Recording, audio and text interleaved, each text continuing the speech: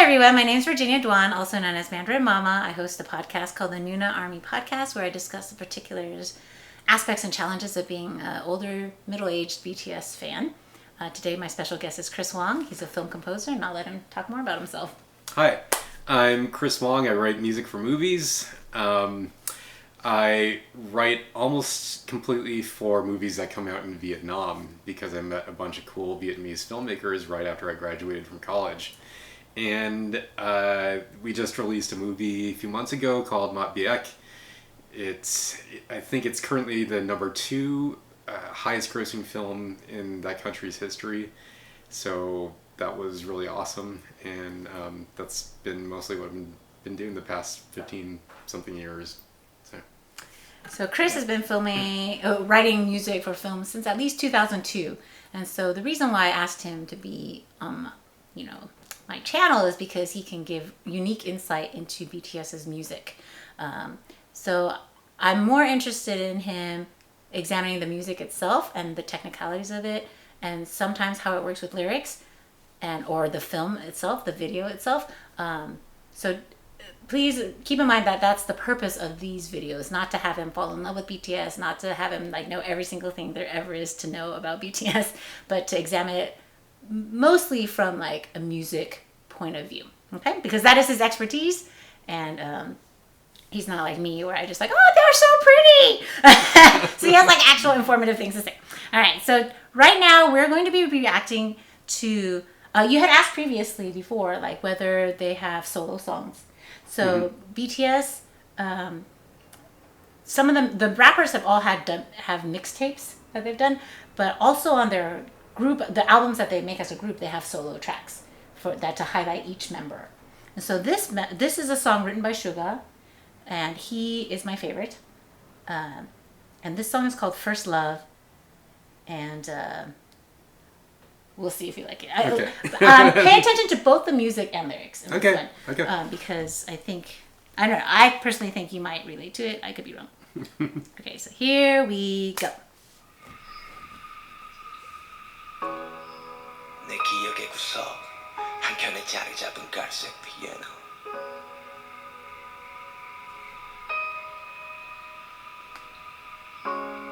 어릴 적 집안의 구석 한켠에 자리 잡은 갈색 피아노. It already feels cinematic to me because there's crickets in the background or something like that.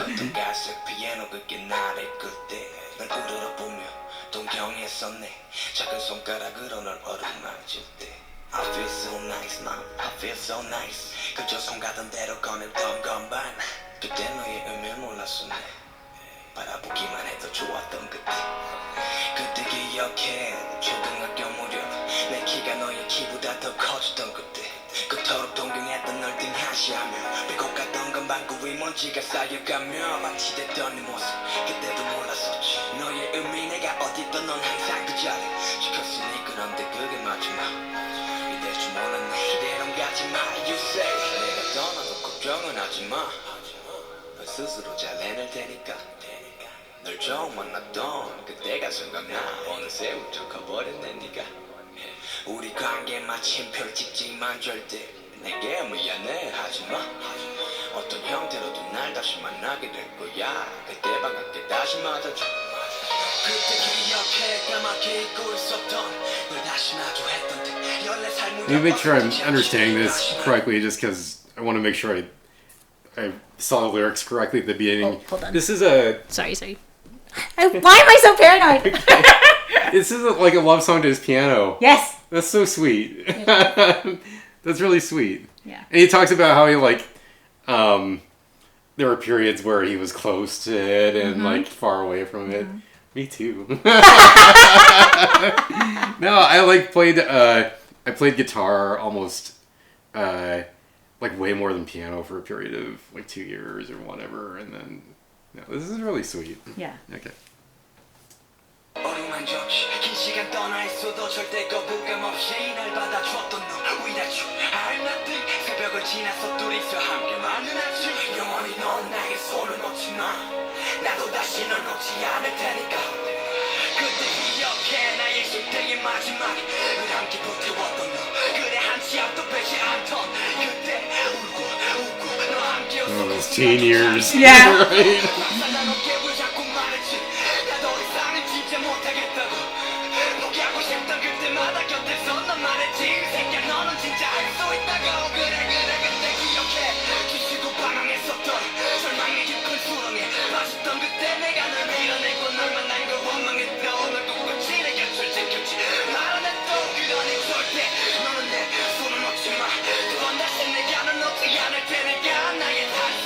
Like so much angst in this part of the song. Yeah.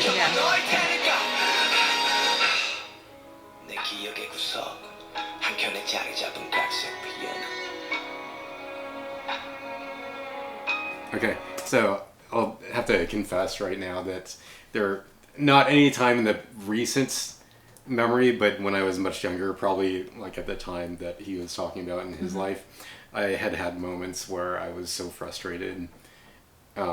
Maybe not for his reasons, who knows, but that a piece of music was too hard for me or something, that I actually smashed the piano keys. Have you ever done this? I don't know if you've ever done this. I've smashed my piano in frustration. Yeah, okay. Yeah. Because, okay, let's keep listening, but yeah. We all did it, right? Yeah. 어릴 적 집안의 구석 한켠에 자리 잡은 갈색 피아노.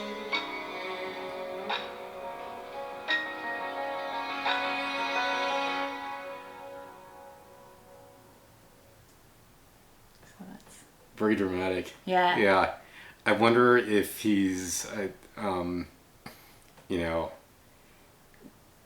that angsty section where all the pressure was coming from, like whether it was, you know,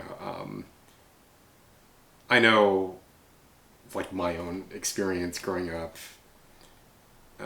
Chinese American, you know, you're kind of expected to play either piano or violin, you know, at least if you had those types of You had to be parents, good right? at it, and you had to play it well, but God forbid you pursue music. Yeah, exactly, which is what I did, Right, which right. is why my mom's still mad at me, but And he's like 42, 43, yeah, right, yeah, something. but you know how that goes. But yeah, and then you get put into all these competitions and stuff like that, and I never liked looking at music as a competition, but you know, there's and I have no idea what the culture is like in Korea, or if that's even part of what he's talking about in the song, or it's more of his own personal angst, or if it's like was pressure that was put on him or whatever. But yeah, that's really, you know what's really interesting too is like nobody over here sings about their piano. Is it right? Okay, because like all pop music, if you sing about your instrument in pop music in America, it's all about like my guitar. It's like, Right, well, that's my the guitar sexy- gently that's the ringing my sexy- sixth string, right? Right. So it's like, who sings about their piano over here? So this is kind of cool, you know? Yeah. So just so you kind of know some background about Suga, he grew up very poor Okay. in Daegu, Okay. which is, I guess, is I have no idea about geography, but it's he grew up very poor, and he played the piano, and he loved music, and he wanted to be a producer and a songwriter. He wasn't actually interested in being an idol, and he would write music in his notebooks, and his father and his mom, he would either get, I forget whether he was like beaten or they would like, but they would also like rip up his notebooks of music. Well, that sucks. You know, and then like he had like teachers to tell him like you can't do music, and I get it, right? They were poor. They were really, really poor. Okay, so it wasn't like you can't do music like you're not talented. It's like this is too risky. You need to do something that makes money. Right? Yeah. Okay, right. Gotcha. But then he loved music, and so when he became I guess in Korea, school is free until like your junior year.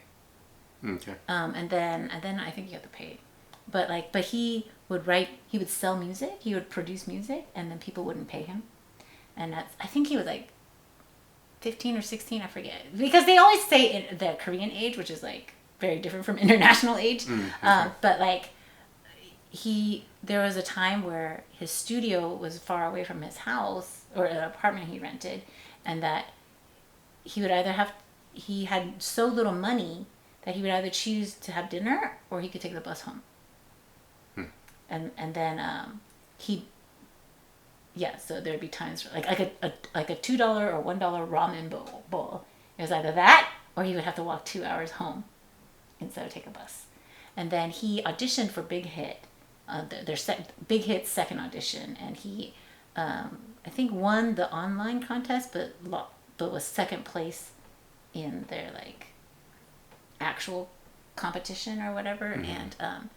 And he, but then they hired him on as a producer and stuff, and then he just loves music, and so he personifies music, right? In the song, he like talks from the piano's point of view, like I'll be here for your from your birth to your death, and he actually revisits that theme a lot. Several of his other songs, that he personifies music, and music is trying to comfort people, and he has very similar themes. And he talks about his shoulder being smashed. He was so poor that when he was a trainee, a lot of times trainees have to be rich because the stipend they give you is not enough to live on. And so he had like 3 part-time jobs while he was a trainee, and he had to go to like finish school and then do all these things. And one of his jobs was a delivery boy, and he got hit by a car and dragged underneath the car. Oh, and so he thought, he lied to his company. He said he fell down the stairs because he was so scared he was going to get fired. Because he loved music so much. And that's why he, in the lyrics says like, oh, because of his smashed shoulder, he thought he would never do music again because of that smashed shoulder. And so it's such a sad song. It is, but it's for people that make a life out of music, it really is like you have a relationship with music, and that's what he's talking about, and the relationship can be good or bad at different times, and if it's not in the right place in your life, it can be unhealthy rather than healthy. And it's obviously the song needs to start out with a piano because he's talking about his piano, but I just liked how sparse it started out. Like it automatically sets you in a place where this is going to be about memories of some kind of, is how the song starts. And it's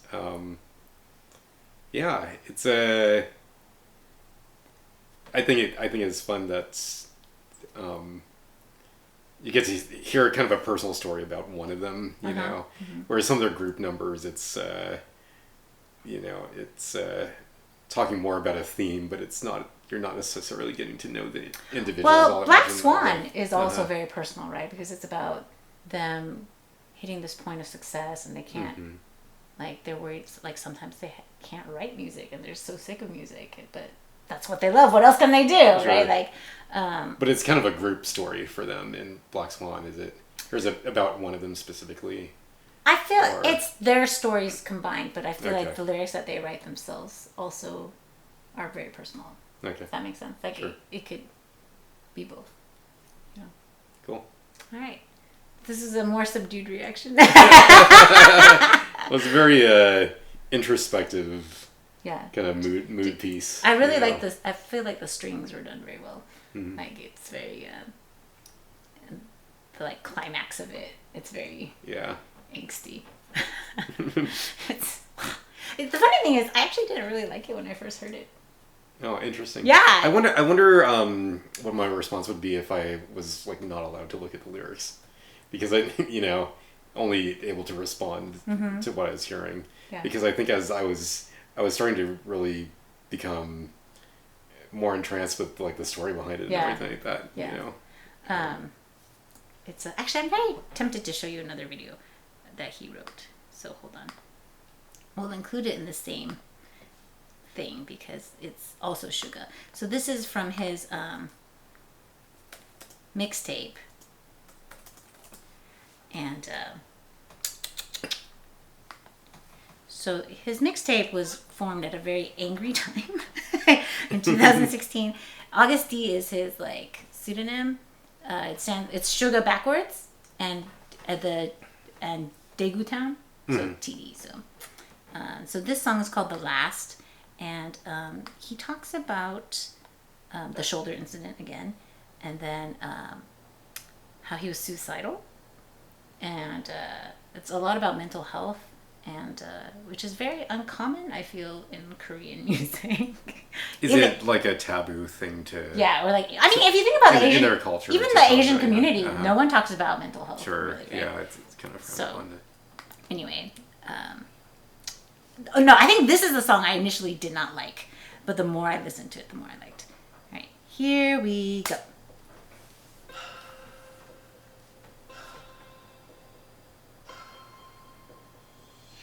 잘 나가는 아이돌 래퍼 그 이면에 나 약한 자신의 서서 조금 위험해 우울증 강박대대로 다시금 도주 Hell no 어쩌면 그게 내 모습일지도 몰라 damn 현실의 괴리감 이상하게 가득 아프는 머리가 It's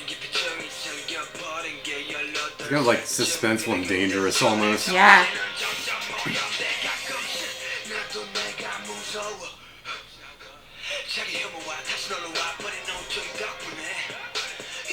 That's his real name.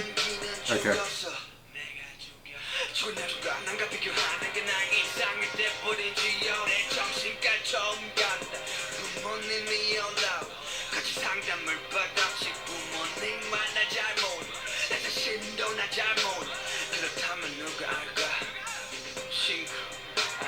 The tension, it feels like it's gonna explode somewhere. I'm like waiting for it to, right?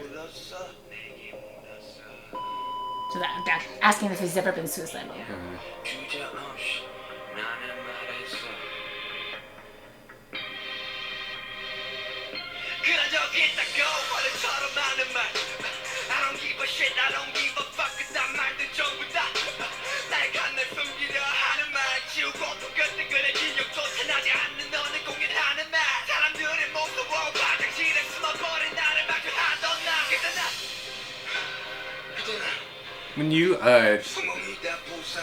When you curse in English, does it have like a different kind of power or something for? I'm just wondering. I know that when I curse even in Chinese, it doesn't feel as powerful. But I don't know if it how it comes across in for myself. But that's because it's not my dominant language, sure. right? Like, so I don't know. Interesting. But I've heard English words in like Asian music, but not like that.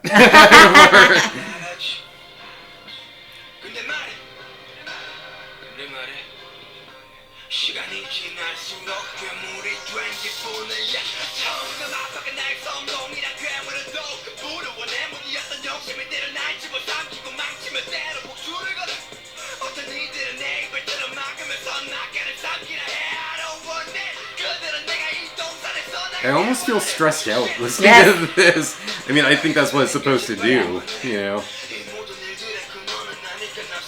It's all about, like, tension that you're holding in, and it's gotta explode somehow. And it hasn't exploded yet, right? Yeah.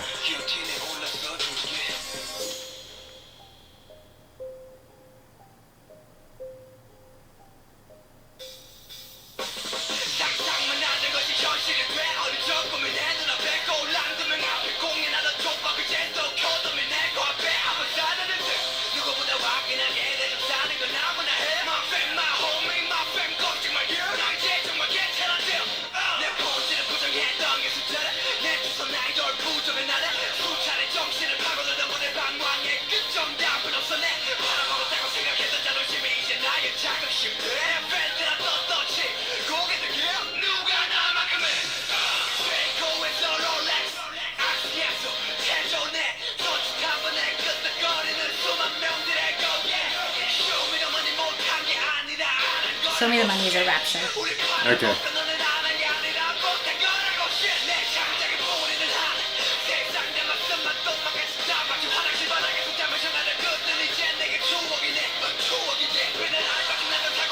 The song is so angry. Yes. You know? It surprises me because that's not an emotion that I normally would associate with the limited knowledge I have of their music, you know.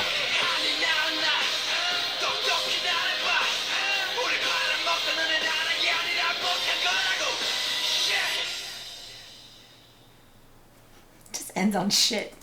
Wow. What'd you think? Yeah, I mean, it's surprising and fascinating. Hmm. You know, it's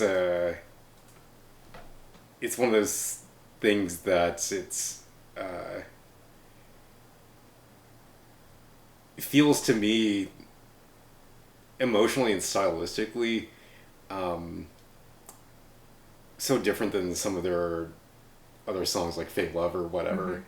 That So this is the mixtape. This is his mixtape. Okay. So that's why on his mixtape, they release mixtapes for like music that doesn't fit the sound of the group. Okay. So it can be. So that's why it totally doesn't fit. Gotcha. So it's interesting. So it's like a little character profile on this one member from the band, and maybe an aspect of him that he doesn't always get to show. And they're wow, it's that was intense. Yeah, right. First time I heard it, I was like, what? Because there's no like real chorus. Like kind of like the first too, right? Like or First Love, right? Like notice it's First Love and the last, right? It's I feel like they're bookends, right? Like, but like you're like they don't fit the pattern of a song. They're almost like it's almost like poetry with set to music versus like a song with an obvious refrain. Even though he does end up having a hook, right? But like it's it doesn't fit the formula of a song. For me personally, I was just like, oh, this is weird. This is different. I mean, it has like the tension and the anger in it that you would almost expect from some like gangster rap from over here or something like that.